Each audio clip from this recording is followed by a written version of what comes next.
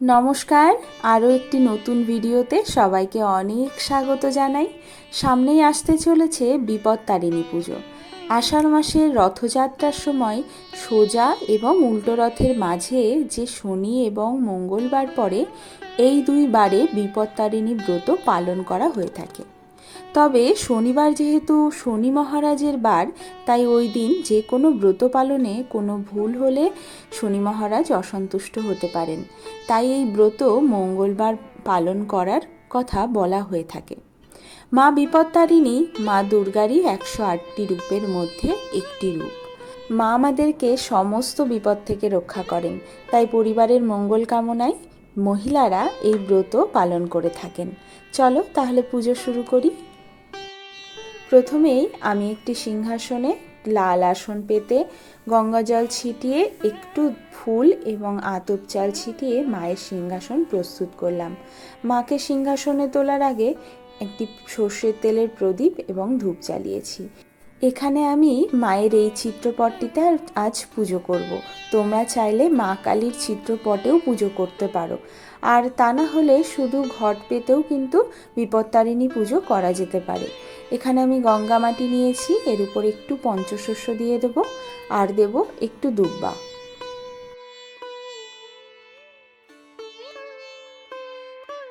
গঙ্গা মাটির ওপর আমি একটু সিঁদুরের ফোঁটা দিয়ে দিলাম।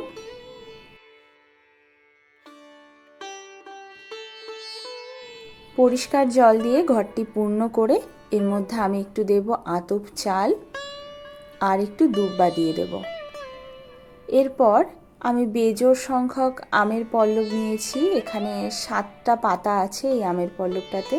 প্রত্যেকটাতেই আমি একটু করে সিঁদুরের ফোঁটা দিয়ে এটাকে আমি ঘটের মধ্যে বসিয়ে দেব।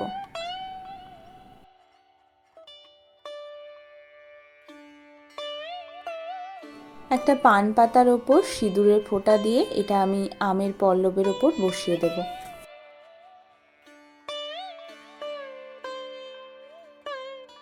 মা বিপত্তারিণীর ব্রত পালনে ঘট স্থাপনের জন্য সশীষ ডাব যদি ঘটের উপর দেওয়া যায় তাহলে কিন্তু খুব ভালো হয়। আর তা না হলে আমি যেমন এখানে কাঁঠালি কলা ব্যবহার করেছি, তোমরাও কলা ব্যবহার করতে পারো। আর নতুবা একটা হরিতকি দিয়েও কিন্তু মায়ের ঘট স্থাপন করা যেতে পারে। আমি এখানে একটি কাঁঠালি কলাতে 3টে সিঁদুরের ফোঁটা দিয়ে ঘটের ওপর বসিয়েছি। এরপর আমি ঘটে পুত্তলিকাটা এঁকে নেব।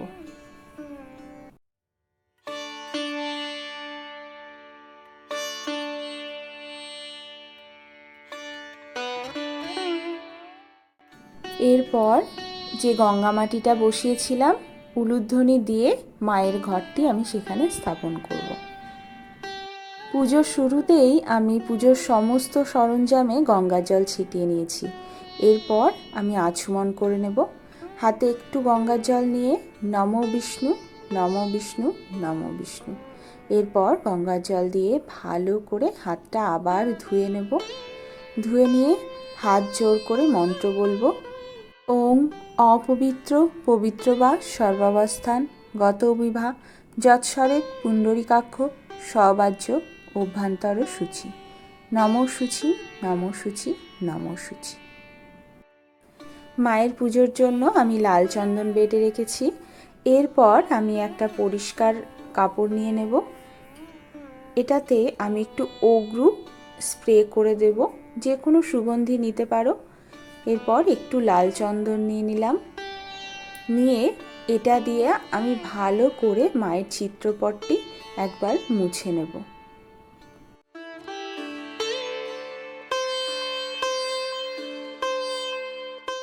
এরপর আমি মাকে একটু লাল চন্দনের ফোঁটা পরিয়ে দিলাম। আর মা কিন্তু তেল সিঁদুর এগুলো পরতে খুব ভালোবাসেন, তাই তেল দেওয়া যে সিঁদুরগুলো হয় আমি ওটার একটা ফোঁটা মায়ের কপালে দিয়ে দিলাম। মায়ের জন্য একটা বেলি ফুলের মালা এনে রেখেছি, সেটা একটু লাল চন্দন মাখিয়ে মাকে পরিয়ে দেব।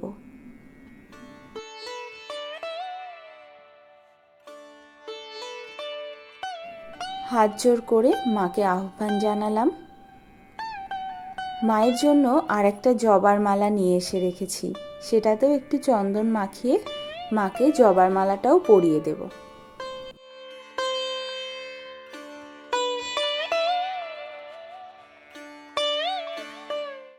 ঘট আচ্ছাদনের জন্য আমি একটা লাল চেলি ঘটের উপরে দিয়ে দিলাম। আর এরপর একটি পইতে আমি শ্রী শ্রী সিদ্ধিদাতা গণেশের উদ্দেশ্যে ঘটের উপরে রাখব। আমি ঘটের জন্য একটা চাঁদমালা এনেছি, সেটা আমি ঘটের উপরে দিয়ে দেব। আর ঘটের জন্য একটা রজনীগন্ধার মালা নিয়ে এসেছি, সেটাও আমি ঘটের উপরে দিয়ে দিলাম।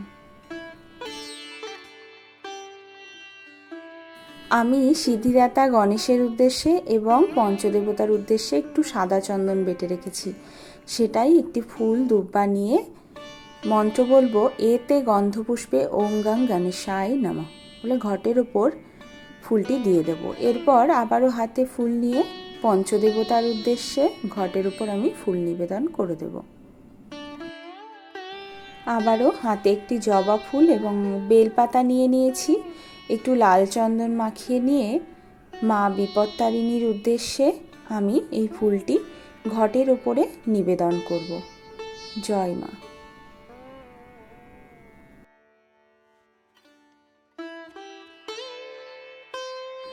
মাকে অর্ঘ্য দেওয়ার জন্য আমি হাতে একটা জবা ফুল, একটা বেলপাতা আর একটু আতপ চাল নিয়েছি। এবার এটা আমি মায়ের উদ্দেশ্যে ঘটের উপর নিবেদন করব।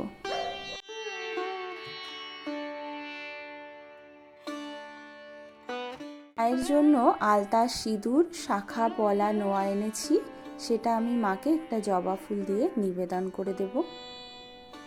আর এটা মায়ের পাশে রেখে দেব। মা তেল সিঁদুরের ফোঁটা পড়তে খুব ভালোবাসেন, তাই আমি একটা পাত্রে সিঁদুর আর একটা পাত্রে সর্ষের তেল আর এখানে 13টা দুব্বার গোছা আছে, এটা মাকে নিবেদন করে দেব।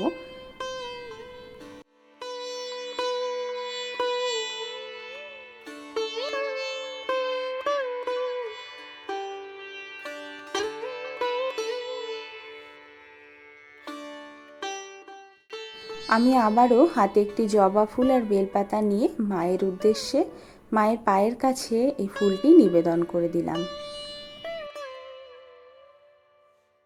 মা বিপত্তারিণীর পুজোতে বেশ কিছু বিশেষ জিনিসের প্রয়োজন হয়, তার মধ্যে একটি হলো এই পান পাতা, সুপারি, এলাচ এবং লবঙ্গ।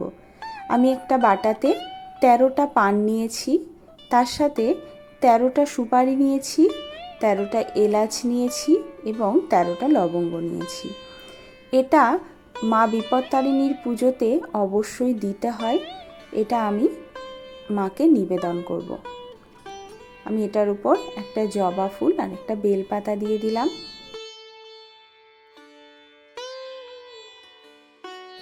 এই 13টি পান, সুপারি, এলাচ এবং লবঙ্গ পুজোর পরে 13টি সধবা মহিলাকে দিয়ে দেওয়া যেতে পারে।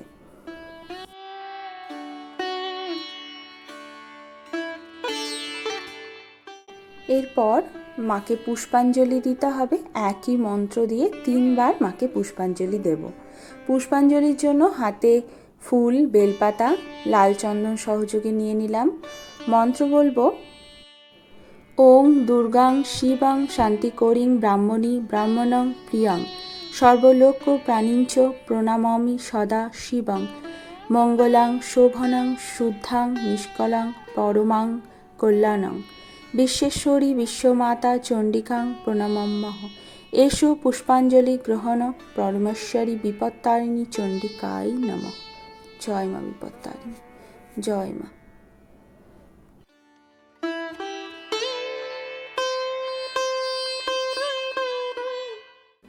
এরপর আরও 2 বার লাল চন্দন সহযোগে ফুল, বেলপাতা দিয়ে একই পুষ্পাঞ্জলি মন্ত্র বলে মাকে পুষ্পাঞ্জলি দিয়ে দেব।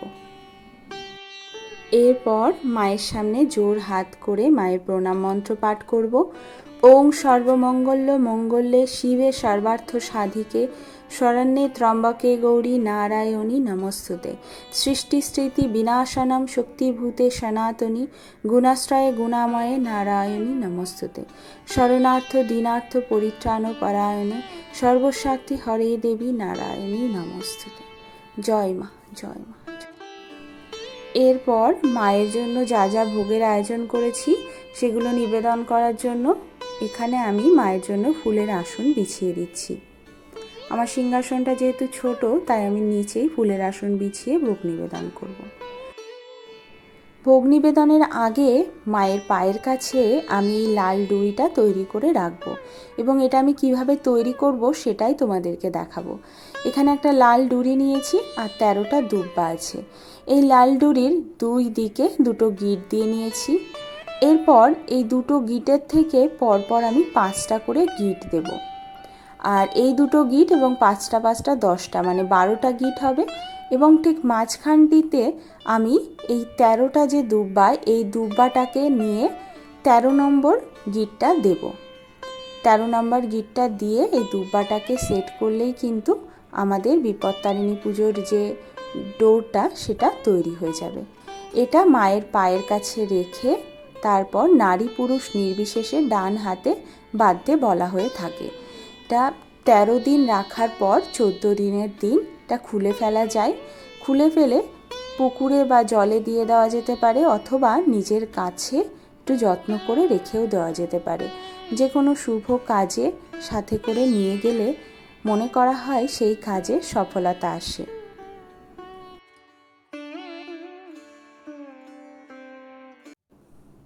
ডুরিটা তৈরি হয়ে গেছে, এটা আমি মায়ের পায়ের কাছে রেখে দেব। যে যতজনের জন্য বানাবে পরিবারের ঠিক ততগুলোই ঠিক একইভাবে বানাতে হবে। মায়ের পুজোতে 13 রকমের ফল লাগে। এখানে আমি 13 রকমের ফল নিয়ে নিয়েছি, তবে তোমরা তোমাদের সাধ্যমতো জোগাড় করতে পারো, বেজোড় সংখ্যায় দিলেই হবে। আর যদি 13 রকমের ফল জোগাড় না হয়, তবে বলা হয় 13 রকমের ফল না দিয়েও একটা ফলকে 13টা টুকরো করেও কিন্তু মায়ের পুজো দেওয়া যেতে পারে। এখানে 13টা ফলের মধ্যে 12টা ফল 12টা মাসকে নির্দেশ করে, এবং একটি ফল আমাদের সংসারের সমস্ত সুখ দুঃখের প্রতীক। মাকে যখন এই ফলটা নিবেদন করা হয়, তখন মায়ের কাছে সারা বছর নিজেদের বিপদ থেকে রক্ষা করার এবং সুখ শান্তির কামনা করে মাকে এই ফলগুলি নিবেদন করা হয়ে থাকে।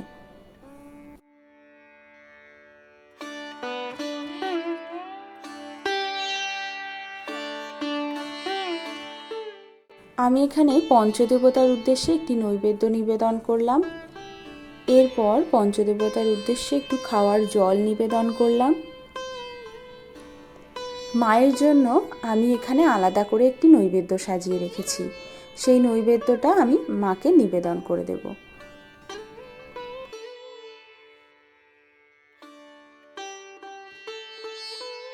মায়ের পুজোতে সব কিছুই 13 রকম করে দেওয়ার নিয়ম আছে বলে মনে করা হয়, তাই আমি এখানে 13 রকমের মিষ্টি নিয়ে নিয়েছি। এবার এই মিষ্টির ওপরে আমি একটা বেলপাতা আর ফুল দিয়ে দিয়েছি, এটা আমি মাকে নিবেদন করব।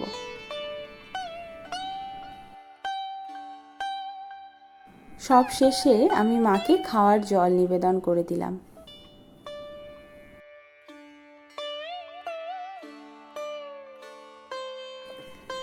মায়ের পুজোতে 13 রকমের ফুল লাগে বলে মনে করা হয়। আমি এখানে অনেক রকম ফুলের আয়োজন করেছিলাম, কিন্তু আমার সিংহাসনটা তো খুব ছোট, তাই আমি মায়ের পায়ের কাছে সব রকম ফুল দিতে পারিনি। যদিও আমি এখানে অনেক রকম ফুল মায়ের কাছে দিয়েছি, আমি আলাদা করে একটা পাত্রে মায়ের জন্য আরও 13 রকমের ফুল এক জায়গায় করে রেখেছি। সেটা আমার পক্ষে সিংহাসনের ওখানে দেওয়া সম্ভব হয়নি, তাই আমি এটা মায়ের উদ্দেশ্যে মায়ের ঘটে একটু ছুঁয়ে সিংহাসনের পাশেই রাখবো। তোমরা যদি সম্ভব হয় তাহলে যতগুলো ফুল অ্যারেঞ্জ করবে মায়ের পায়ের কাছেই নিবেদন করো, সেটাই সব থেকে ভালো। এরপর একে একে সমস্ত কিছু দিয়ে আমি মায়ের আরতি করে নেব। আরতি শেষে জোর হাত করে মায়ের কাছে সমস্ত দোষ ত্রুটির জন্য ক্ষমা চেয়ে নিলাম, মা যেন আমার পুজো গ্রহণ করেন। এরপর সব শেষে বিপত্তারিণী ব্রতকথা পাঠ করে তোমরা পুজো শেষ করবে। বিপত্তারিণী ব্রতকথা যে কোনো মেয়েদের ব্রতকথার বইয়ে পেয়ে যাবে, অথবা আলাদা করেও বিপত্তারিণীর ব্রত কথা বই পাওয়া যায়, সেখান থেকে তোমরা পেয়ে যাবে। বিপত্তারিণী ব্রত করলে বিপত্তারিণী মায়ের ব্রত কথা শোনা এবং পাঠ করা কিন্তু খুব শুভ বলে মনে করা হয়। এবং ব্রত যদি তোমরা করো তাহলে অবশ্যই পুজো শেষে মায়ের ব্রত কথা পাঠ করবে, অথবা অন্য কেউ পড়লে সেটা শ্রবণ করবে। এখন আমি মায়ের ব্রত কথা তোমাদেরকে একটু পড়ে শোনাই। একদিন নারদ মুনি পৃথিবীতে বেড়াতে বেড়াতে কৈলাস পর্বতে এসে হাজির হলেন। দেখলেন হরগৌরী একাসনে বসে আছেন। দুজনকে প্রণাম করে নারদ জিজ্ঞাসা করলেন, প্রভু, কি ব্রত করলে নারী জাতি বিপদ থেকে উদ্ধার পায়? আমাকে দয়া করে বলুন। মহাদেব বলতে লাগলেন, বিপত্তারিণী দুর্গার ব্রত করলে নারী জাতি বিপদ থেকে রক্ষা পাবে। এই ব্রত কে করেছিল বলছি। অনেক দিন আগে বিদর্ভ দেশে এক রাজা রাজত্ব করতেন। তার এক রানী ছিল। একদিন সেই রানী এক মুচিনির সঙ্গে সই পাতিয়েছিল। একদিন কথায় কথায় রানী তাকে বললে, আমি কখনো গোমাংস দেখিনি, তাহা কীরকম আমাকে এনে দেখিও। রানীর কথায় ওই মুচিনি একদিন চুপটি করে গোমাংসে কাপড় ঢাকা দিয়ে নিয়ে এসে রানীকে দিলে। রানী নিজের ঘরে লুকিয়ে রাখলে। রাজবাড়ির চাকর দেখতে পেয়ে এই কথা রাজাকে বলে দিলে। রাজা খুব রাগ করে ঘরে এলেন আর রানীকে বললেন, তুমি ঘরে কি লুকিয়ে রেখেছ? শিগগিরই আনো, যদি সত্য কথা না বলো তাহলে তোমায় কেটে ফেলবো। এই কথা শুনে রানীর খুব ভয় হলো। সে বললে, আমার ঘরে ফল ফুল ছাড়া আর কিছুই তো নেই। এই বলে সে মনে মনে দুর্গা দেবী স্তব করতে লাগলো। মা বিপত্তারিণী দুর্গে, আমি বিপদে পড়েছি, আমাকে রক্ষা করো। আমি যতদিন বেঁচে থাকবো তোমার ব্রত করব। দেবী রানীর কথা শুনে সন্তুষ্ট হলেন। বললেন, আমি তোর স্তবে সন্তুষ্ট হয়েছি, বর দিচ্ছি। তুই ঘরে গিয়ে দেখ, যা রেখেছিস সব ফল ফুল হয়ে গেছে। ওই ফল রাজাকে দিলে তিনি সন্তুষ্ট হবেন। দেবীর কথায় রানী ঘরে এসে দেখলে সমস্ত জিনিস ফল ফুল হয়ে গেছে। রানী সেগুলো রাজাকে এনে দেখালে। রাজা খুব সন্তুষ্ট হয়ে রানীর সুখ্যাতি করতে লাগলেন। এইভাবে রানী এই ব্রত করে পৃথিবীতে সুখ ভোগ করে মরণের পর স্বর্গে গেল। তখন নারদ জিজ্ঞাসা করলেন, প্রভু, এই ব্রতের বিধান কীরকম বলুন। মহাদেব বললেন, আষাঢ় মাসের রথ দ্বিতীয়ার পর হতে দশমীর মধ্যে অর্থাৎ তৃতীয়া থেকে নবমী পর্যন্ত যে দিন শনিবার বা মঙ্গলবার, সেই দিন এই ব্রত করতে হয়। ব্রতের আগের দিন হব্যিসি করে থাকতে হয়। ব্রতের দিন ঘট পেতে 13 রকম ফুল 13 রকম ফল আরও নানা রকম মিষ্টান্ন দিয়ে দুর্গা দেবীর পুজো করতে হয়। তারপর 13টি গাঁট দেওয়া লাল সুতোর ডোর হাতে বাঁধতে হয়। একটি ভোজ্য দান করতে হয়। পুজোর পর ব্রতী একমাত্র জলযোগ করবে। এই ব্রত যে করবে তার কখনো বিপদ হবে না। পৃথিবীতে নানা সুখভোগ করে মরবার পরে স্বর্গে যাবে। নারদ মহাদেবের মুখে ব্রতের মাহাত্ম্য শুনে পৃথিবীতে প্রচার করলেন। জয় মা বিপত্তারিণী জয়। মায়ের কাছে প্রার্থনা করি, মা সবাইকে খুব ভালো রাখুক, সবাইকে সমস্ত বিপদ থেকে দূরে রাখুক। সবাই সুস্থ থেকো, সবাই ভালো থেকো।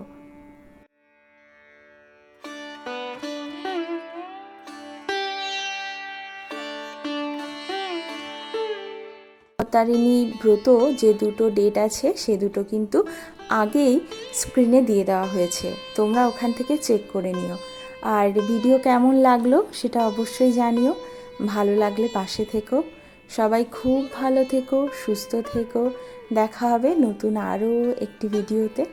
আজ আসি, টাটা।